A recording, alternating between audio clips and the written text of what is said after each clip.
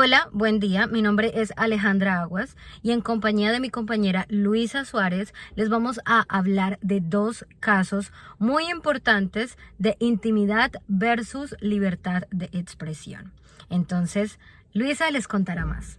Buen día para todos y para todas. El día de hoy vamos a hablar sobre dos casos puntuales respecto a la intimidad versus la libertad de expresión o la libertad de información. Para realizar o analizar más bien estos dos casos, hay que tener en cuenta unos artículos relacionados que nos llevan a analizar con profundidad, pues digamos que diversas situaciones que pasan en cada caso en particular. Bueno, respecto a los artículos, tenemos el artículo 15 en la Constitución Política Colombiana que nos habla sobre la intimidad y el buen nombre. También en la Constitución Política nos habla en el artículo 20 sobre la libertad de expresión. Tenemos tres artículos del Código Penal también muy importantes para desarrollar estos casos puntuales. En el artículo, en el Código Penal, en su artículo 221 nos habla sobre la calumnia. En el Código Penal, en el artículo 220 nos habla sobre la injuria.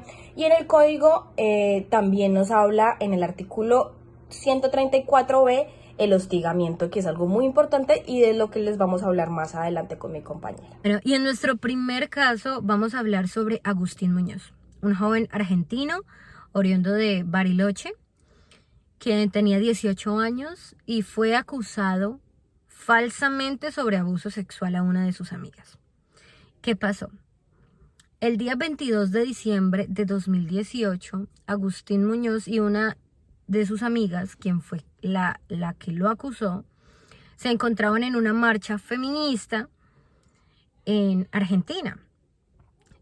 Ellos estaban en la marcha y ella empezó a acusarlo de abuso sexual falsamente y claramente, y el joven se sintió abrumado. Él se fue a su casa, salió corriendo, se quiso ir de este lugar y no aguantó el bullying cibernético, el ataque en las redes sociales, mejor dicho, todo lo que le hicieron a este joven y todo el hostigamiento que generó esta falsa acusación.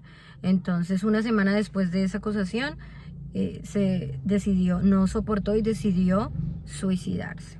Entonces, vamos a hablar de algo muy importante y es que la joven que lo acusó, una de sus mejores amigas, después de esto se arrepintió, dijo que eso no había sido así, que la perdonaran y ya no había nada que hacer. Entonces, si en Colombia esto hubiera sucedido, se hubiera procesado este caso teniendo en cuenta el artículo 15 que habla sobre la intimidad y el buen nombre, la Constitución Política. También en el artículo 221 del Código Penal que habla de la calumnia, es decir, cuando tú dices, mandas falsas acusaciones o dices mentiras sobre alguna persona y esto daña pues su buen nombre.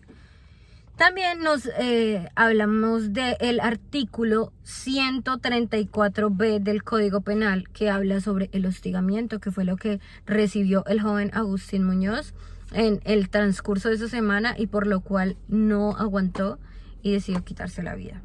Entonces vamos con el segundo caso. Luisa les va a comentar acerca de este caso que todos ustedes conocen y que todo el mundo tuvo que ver en redes sociales. Bueno, este segundo caso es muy conocido porque dio mucho de qué hablar por las redes sociales y más por Twitter, y es el caso de la cantante Marvel y Francia Márquez, la entonces candidata Francia Márquez. Todo ocurrió a inicios de este año, cuando la cantante Marvel, por medio de Twitter, realizó una serie de hostigamientos a la entonces candidata Francia Márquez, donde la asociaba a grupos paramilitares y también la discriminaba por su color y su raza. La cantante fue denunciada por Roy Barreras, el entonces colaborador a la campaña de Gustavo Petro, y se le imputaron, o más bien se le acusó de tres delitos en particular consagrados en el Código Penal colombiano. En este caso fue el artículo 221 que nos habla de la calumnia cuando la cantante Marvel la asoció con un grupo delictivo que ha operado más de 50 años en Colombia.